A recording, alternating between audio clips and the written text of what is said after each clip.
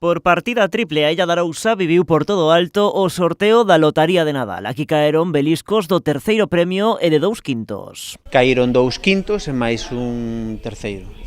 Vale, dun dos quintos veo un billete e dos outros vendéronse por de terminal tickets de máquina. Foi na Administración de Lotaría San Xulián coñecida por ter repartido fortuna xa noutras ocasións. Pois moi contentos, continuamos a racha destes últimos anos dando premios aquí na illa, entonces super felices, a verdade.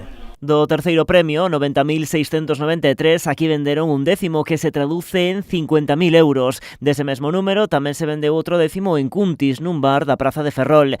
Na illa, no caso dos quintos, dos 60.649 venderon 10 e do outro dos 77.715 outro boleto. Cada décimo neste caso está premiado con 6.000 euros. Dun dos quintos veo un billete e dos outros vendéronse por de terminal tickets de máquina. O que non saben nesta administración é se os cartos puideron quedar na illa ou marchar para outro lugar. Por aquí lembran, pasan moitos turistas que aproveitan para mercar lotaría. Aquí pois vendese desde o verán, hai xente de paso no verán, pues, en Ventanilla non sabe realmente nunca, a non ser que cho comenten, non sabes a quen pode ser. Non é como cando unha asociación ou un bar que ubicas, é diferente, sabes? Pero bueno, moi contentos e super felices de seguir dando premios nos clientes, nos amigos e continuar a racha aquí na illa. Continuar unha boa racha que tivo seu punto álxido no 2021, daquela grazas ao alumnado de cuarto da ESO e a súa viaxe de fin de curso, cando repartiran 15,7 millóns de euros. Tamén fomos picando así, estes anos anteriores, fomos picando, a verdade, sempre algo.